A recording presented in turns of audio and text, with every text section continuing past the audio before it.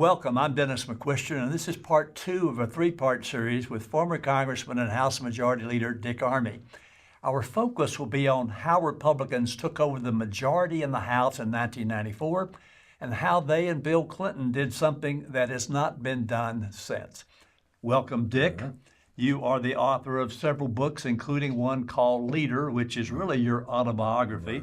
I love the book, and we're sort of in this series following the outline in your book, but I want to tell that viewer just a little bit about what we talked about in our first session so they'll be brought up to date. You grew up in North Dakota, decided to become a college student, ended up studying economics, ended up getting a PhD as an economist. You taught at several places, including the University of North Texas, and then at some point in the 1984 or 1983 period, you decided to run for Congress. And we talked about why you ran for Congress, the people that you met, et cetera. And in fact, one of the guys we talked about was Eddie Childs, who always said, if you don't have an oil well, get one. But what was the other thing he said? Yeah, he said, I'm mad too, Eddie. And then he would talk about why he's mad at the government. We had bumper stickers that said, I'm mad too, Eddie. And so I'm mad. Well, actually, Eddie said, I'm mad as hell and I'm not going to take it That's anymore. what he said, right. Which was a line in a movie. Yeah, that's what we talked about on session 1. We got up through the end of the Reagan administration into the first part of the George H.W. Bush administration. And one of the things that George H.W. Bush said when he was running in 1988 was, read my lips, no new taxes. Tell us, you were in Congress at the time, and tell us how you saw that and then what happened as a result. Well, first of all, that's a classic example of one of my observations. Politicians often get in trouble for something they said that they didn't need to say. He did not need to make that statement. And actually, before he was sworn into office, I'd been tipped off by Leon Panetta that they already had a deal to raise taxes after he'd been in office for a year. And I spent a good deal of his first 2 years fighting against him raising taxes. And I told him, actually in the spring of his first year, I said, if you raise taxes, you'll be a one-term president. You can't go back on the most famous things you've ever said in your life and expect people to forget it. So, of course, he went on and he did. He wasn't very fond of me, quite frankly, which is fine. Well, it was mutual, obviously. And then we had the election of 1992, which had, obviously, he was trying to run as an incumbent. We had Bill Clinton on the other side. And then we also had another guy in that race. Who was that? Oh, Ross Perot. You know, people say that Bush didn't get reelected because of Ross Perot. And I'm saying there wouldn't have been a Ross Perot candidacy if he'd have kept his pledge on taxes.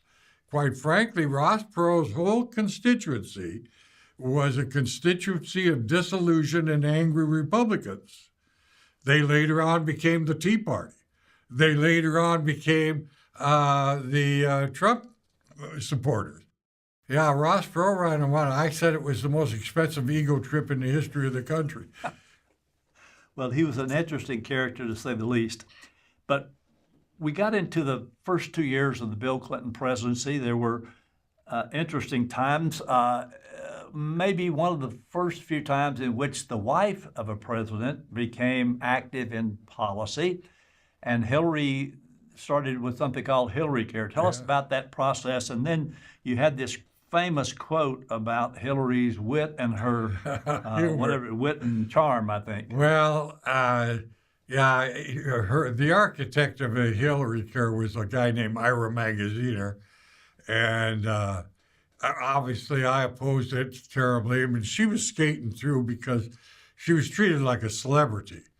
And when she came to a hearing in my committee, she was, I'm sure, warned, the only guy that's going to give you a tough question is this guy Armey. And I'm sure I was quite deplorable in that regard. But at any rate, so it came my turn to ask her a question, and I said, I don't share your enthusiasm for government-run health care, I'm going to try to see if we can make the discussion interesting. She says, yeah, you and Dr. Kevorkian. And bam, the crowd goes into an uproar because the room's always full of people who don't like me in the first place. Okay, wait a minute. But there probably is one person watching this program who doesn't know who Dr. Kevorkian was. Well, they called him Dr. Death. He was the guy that helped people, assisted people in suicide. Correct. Okay, now you got it. Go ahead. And so I sat back in my chair, and I remembered my mother once admonishing me, when a girl hits you and she's wrong, you hit her back. Because so I came forward in my chair and I said, well, Mrs. Clinton, there are many reports in this town about your wit and charm. Just let me say that I believe the reports about your wit have been understated and the reports about your charm have been overstated. Now, the next day, the Washington Post said about that entire exchange, Armey, who said that reports about the First Lady's charm were overstated. They couldn't even give me credit for the whole story, but it was, frankly, a fairly good. The average member of Congress would have been knocked out of the game with that crack.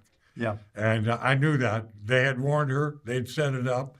And their idea was to disenfranchise me by virtue of the uproar from the crowd. But I managed to come back from that, and I'm kind of proud of it. It is not unusual for the Congress to significantly change the number of seats in each party in the interim period. So Clinton was elected in 92. The election then of 94, it would be not unusual to have some seats change hands. But you did what? What did you predict in 94? I actually was the first person to see that, and it was in October of 93, the House Minority Leader, Bob Michael, announced his retirement. And from my point of view, it was, okay, the old fogies are getting out of the way. We will have a greater opportunity, and the first really good opportunity I've seen to take the House. And I actually initiated that discussion, and we managed to develop a plan, and we did. We took the first Republican majority in 40 years. That plan that you mentioned, I think was virtually unique at the time. You were working with Newt Gingrich, obviously, and a bunch of others, but you called it the Contract with America. What was it, and why was it so important in getting the message out? Yeah, what we said, we can't just make political promises. The nation's tired of it. We have to make something that's binding. And my chief of staff, Kerry Knott, came up with a Contract with America.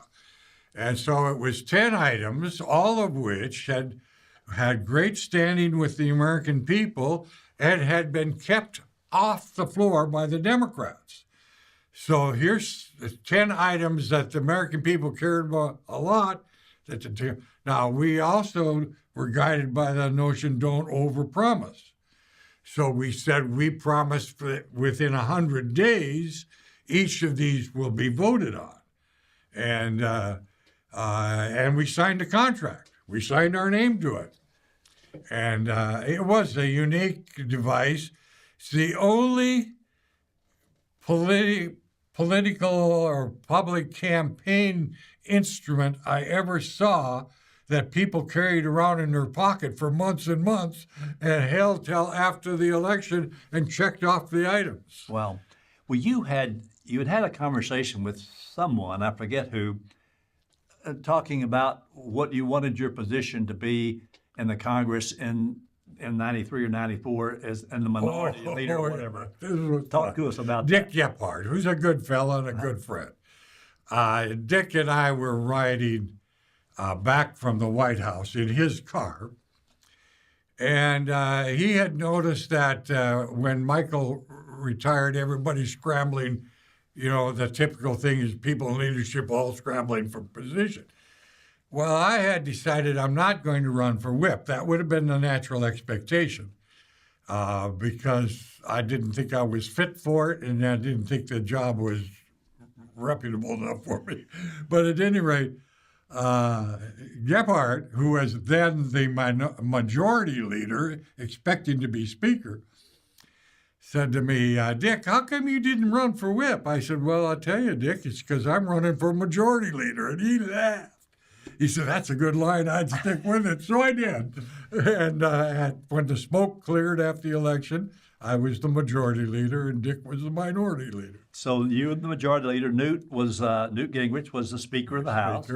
And then who was the whip? Tom DeLay or something? Tom DeLay. Worst mistake we ever made in leadership races. Yeah, you're pretty tough on Tom DeLay in the book. No, I'm just tell the story exactly the way it happened. And so his story is tough on him. I just told it. See, well, for those of you who don't know who Tom DeLay is, you should read this book and you'll find out at least what the congressman's opinion is. But the intrigue, the backbiting, the fighting between the majority leaders when you guys got in the majority is pretty frightening stuff when you read about it like that. Well, this is, and I'm glad you raised this point.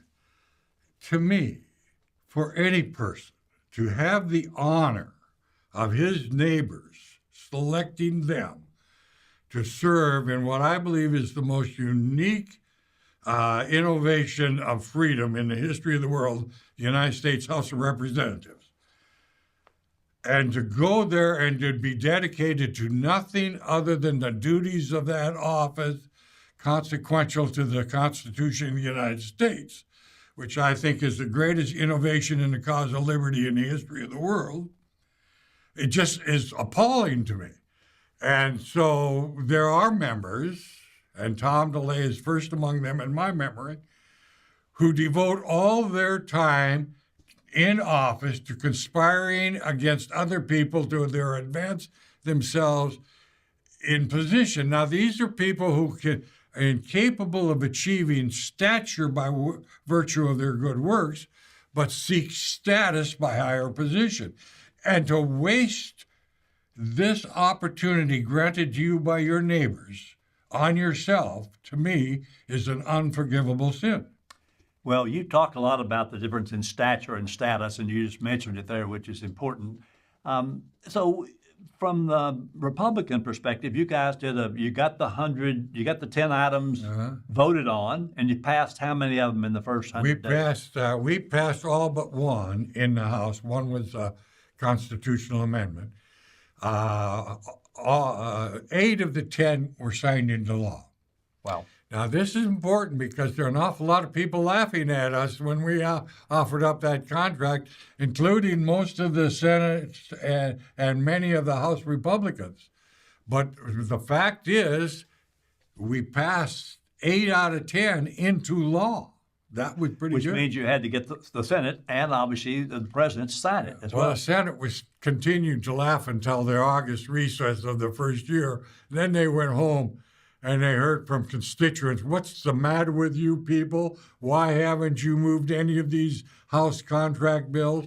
They came back and they got quite busy on it because public was very supportive of that because these are things they believed in before we wrote a contract in America. Exactly. Well, the thing, one of the other things that was, let's just say, sad for me to read, there are all kinds of public interest groups, public interest organizations. There are ones on the Democrat side, ones on the Republican side. And you had a group, Paul Weyrich was head of one, and then there were several others that met on a continuing basis, maybe a weekly basis or whatever. And you guys would go and meet with them. But it seems to me that some of those people didn't really think you were doing that great a job. Do I remember correctly? Oh, yeah, we had a meeting. They asked for it. We had just done our first year, and we did a lot of work in that first year. And quite frankly, I was impressed with what we'd accomplished. They were railing on us, raining down on us. They make their living and raise their money by being unhappy with Republicans. So we went to this meeting, and everybody on our leadership team acquiesced to them, and it made me angry. And it made me angry that they had that. And One of the things that Paul Weyrich said, a fellow I called the Alpha Grump, he says, I'm not going to let you cop out by pointing out that none of us have ever served in your office. And so I was furious, not only with them, but with my colleagues in the office. And I deferred speaking after Newt because I wanted to hear whatever. And I lit into them and I said, like, basically, who the devil do you think you are? One of the things I did remember was that great speech by Roosevelt about the man in the arena. Yeah. And I said, I ended my tirade. I said, you guys don't have any idea what you're talking about. And for you to sit there and have the gall to say you gave us this majority and you can take it away from us, I got to ask you, who the devil do you think you are? The way I understand it, the Lord puts us in our appointed positions. He expects us to do our best, and he expects us to encourage each other. And I'm not feeling very encouraged by you guys, so I don't want to hear from any of you anymore until I get an apology. Wow. And that was it. Wow. Bam, I guess I was a skunk at their garden party. There were people that sat around the table who never forgave me. Yeah. And my line was, they left me no choice but to take it like a man, so I did. I love it. Well, the other thing that all through the time you were in Congress and even afterwards, you, like all congressmen, take a lot of flack from people for some things that probably you deserve. And then other things, unfortunately, because of the media, you take flack for things that you didn't deserve. Right. During this period of time, you made a comment about one of your colleagues, Barney Frank, who I've met and who you know well, and somebody picked up something that was wrong and ran with it. What happened? Well, yeah, that's one of the 3 reasons I wrote the book. And I wrote it for my grandchildren because this comes up time and time again, all a total fabrication. And they accused me of using a homophobic slur against Barney Frank, and I didn't. And I thought, when I die, my grandchildren are going to read my obituary, and they're going to be upset. They're going to say, "Did Grandpa really do that mean thing?" Well, I'll take what's coming to me if it's a legitimate rap, but I won't take a bum rap.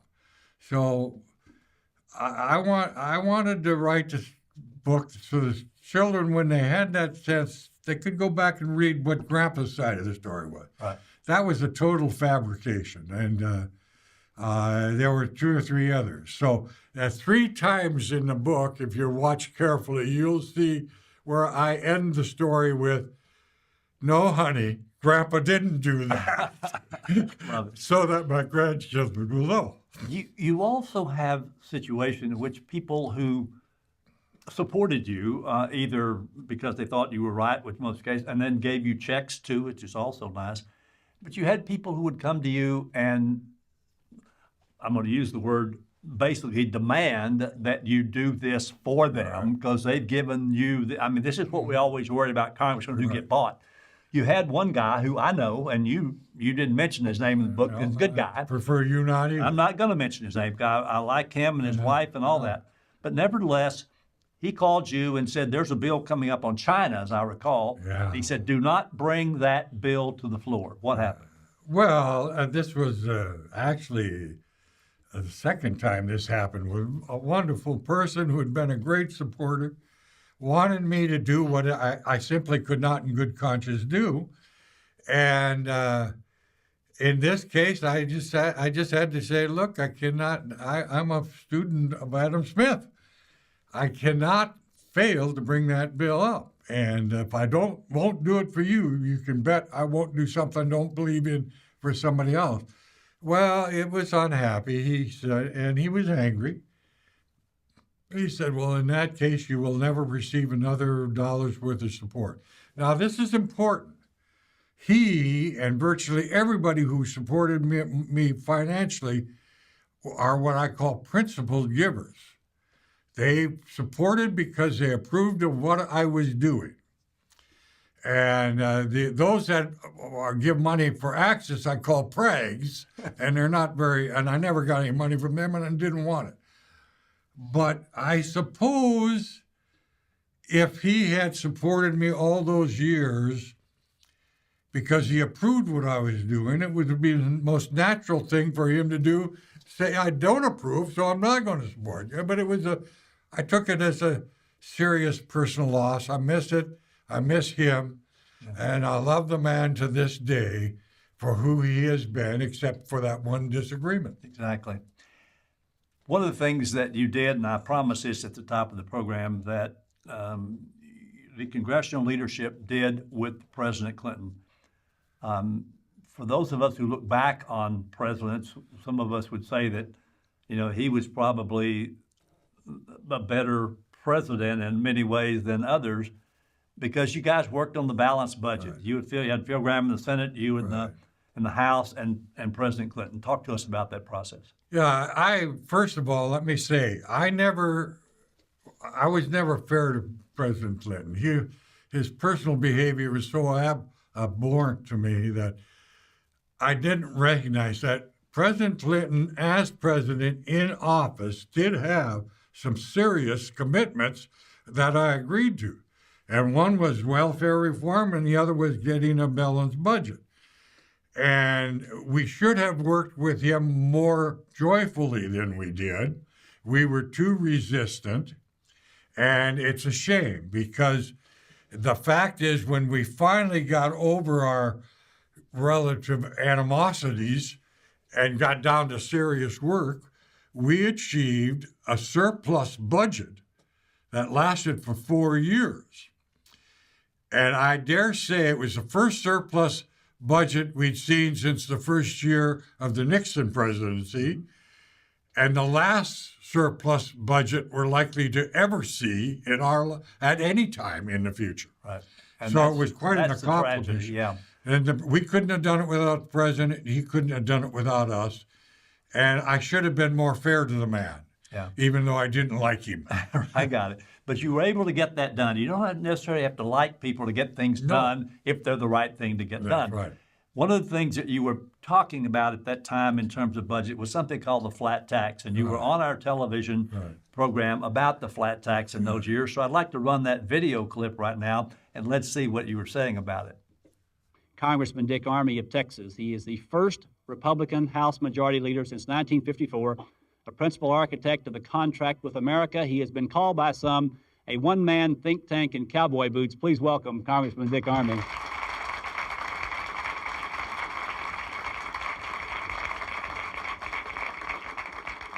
If the flat tax is the answer, what is the problem that we're trying to solve by instituting it?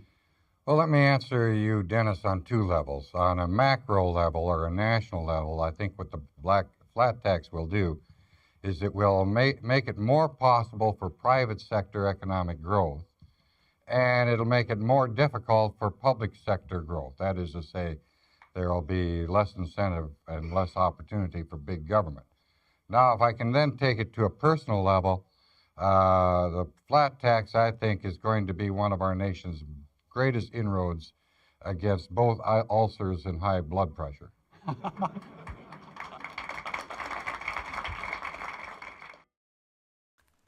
Well, as I said in our first segment, it's obvious from looking at that clip that you and I have not aged at all, so keep that in mind. Thank you very much for watching it that way. But you never got the flat tax done. So tell that viewer who may not even been alive when you were working on the flat tax, what the flat tax was and maybe why you think it never got done.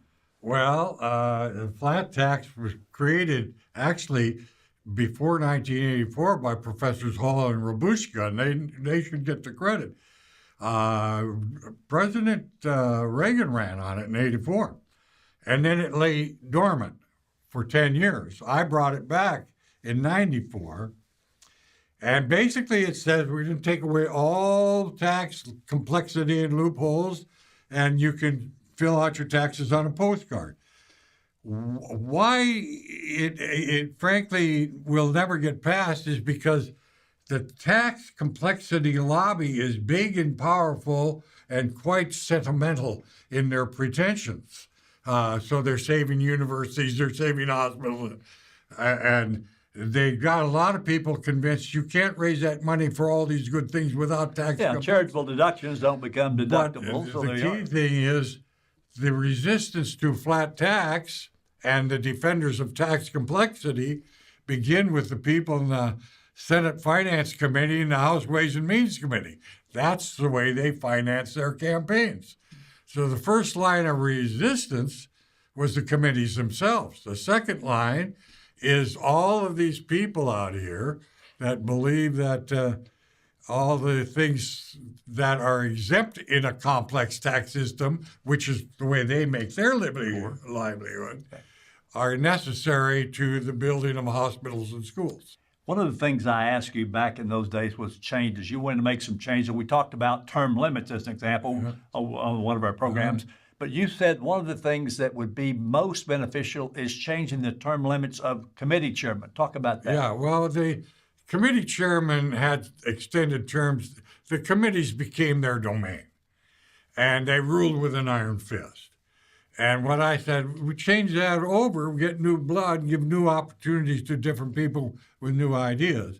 We did accomplish that, and I understand it still continues. Yeah, and I think that was a big change that you were able to do. Well, it's fascinating what you and your team, and in conjunction with the Democrats as well. I mean, it was a joint effort. You were able to make that happen. So we appreciate that. So for this segment, which is segment 2, we've talked about, obviously, Congressman Armey's, the majority leader, time from 1994 until 2002.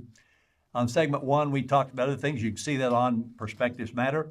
And then be sure and tune in for the next segment, which is the final segment. We talk about the future and what a future there is.